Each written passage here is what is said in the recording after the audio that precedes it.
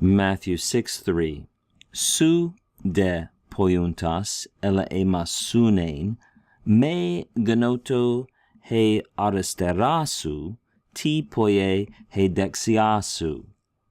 Jesus says to his disciples, but when you do an act of mercy, in other words, when you give to the poor, to do an act of mercy, and here's the verb to know, and there's the adjective left as opposed to right, left.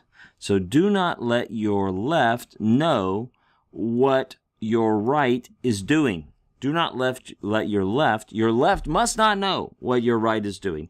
And obviously the word hand is implied here for left and right. Don't let your left hand know what your right is doing. That's why the adjective left is in the feminine form, because the word hand is feminine. That's why the adjective right is in the feminine, because the word hand is feminine. Let's look at the beginning of this verse. And we see we have a genitive pronoun there, and then we have a genitive participle, a participle with no article in front of it.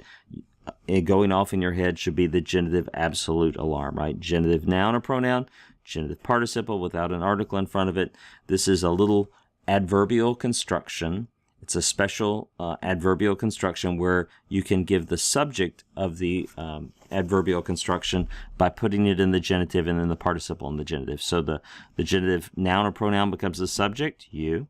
The genitive participle becomes the verb, do, and here it has an object, do an act of mercy.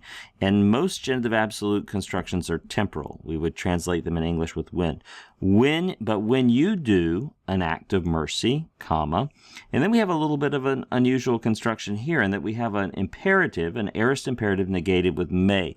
Usually if you want to say don't do something in the aorist, you will say may plus the aorist subjunctive. But rarely, in rare instances, we do find this. The commentaries note there are 3 instances of may plus the aorist imperative in Matthew alone, in the Gospel of Matthew.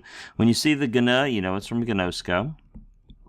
And you see it's reduced down so much there where we have really actually the stem there.